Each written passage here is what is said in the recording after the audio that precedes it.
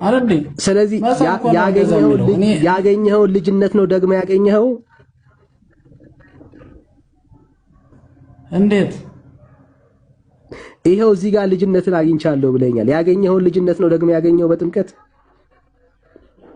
እንዴ? የሰው ልጅ የእግዚአብሔር ልጆች አይደለንም እንዴ? የሰው ልጆች ምንድነው የምታስበው?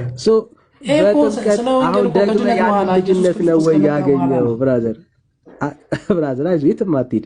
አሁን በእምነት በኩል ያገኘኸው ልጅነት ነው ወይ ደግሞ ልጅነት ያገኘኸው?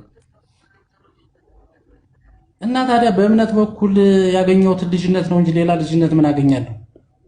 አዲስ ልጅነት የለም ማለት ነው። እዚህ ጋር ያገኘው በጥምቀት በኩል አዲስ ልጅነት የለም። አባ አዲስ ልጅነት የለም። አሜን።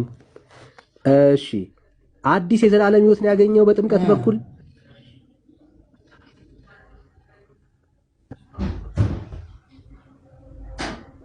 ይኸውልህ የጌታ ርስት ወራሽ ከመንፈስና ከውሃ ያልተጠመቀ የእግዚአብሔር የዘላለም ሕይወት ነው ወይ ያገኘኸው በጥምቀት በኩል? ብራዘር ምን አዲስ የዘላለም ሕይወት በእግዚአብሔር የተገኘልኝ ነው? አዲስ የዘላለም ሕይወት ነው ወይ ያገኘኸው በጥምቀት በኩል? እምነትና የዘላለም ሕይወት ምንድነው ልዩነቱ?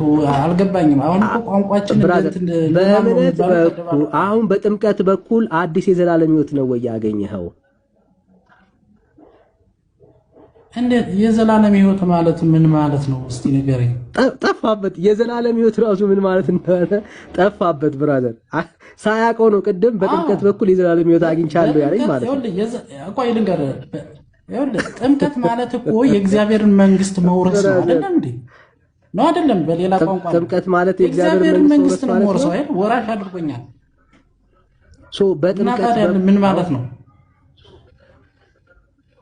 የዘላለም ሕይወት ማለት የእግዚአብሔርን መንግስት መውረስ ማለት ነው። ሳይገባ ነው የዘላለም ሕይወትን ያገኘሁት በጥምቀት በኩል እያልከን ያለው? አምኜ አይደል እንዴ? አምኛለሁ ብያለሁ። ካመንኩ በኋላ ነው የተጠመቅኩ አልኩህ እኮ። ምንድነው? ስለዚህ ኦኬ፣ ስታምንም እኮ የዘላለም ሕይወት ይሄው ሳምን የዘላለም ሕይወት አግኝቻለሁ ብለኸኛል ቅድም። ያመነ የተጠመቀ ይላል፣ አምኜ ተጠመቅኩ። ጥሩ ቆይ። ስለዚህ አዲስ የዘላለም ሕይወት ቆይ ወዳጄ፣ አዲስ የዘላለም ሕይወት ነው ወይ ያገኘኸው ወይስ በእምነት ያገኘው ነው የቀጠለው? ምን አዲስ ነው? ያኛው ነው እንጂ ያኛው የዘላለም ሕይወት ነው። ያኛው ነው የቀጠለው፣ አዲስ አይደለም። ኒቆዲሞስ እኮ ጠይቆታል። ምንም እኮ በቃ መለስክ። መጽሐፍ ቅዱስ እኮ ይኸውልህ ዝም ብሎ ማጠረር ሳይሆን መለስክ። ከመጽሐፍ ቅዱስ ላይ ነው የምነግርህ። በቃ መለስክ። ያው ደግሞ ኒቆዲሞስ እኮ ቆይ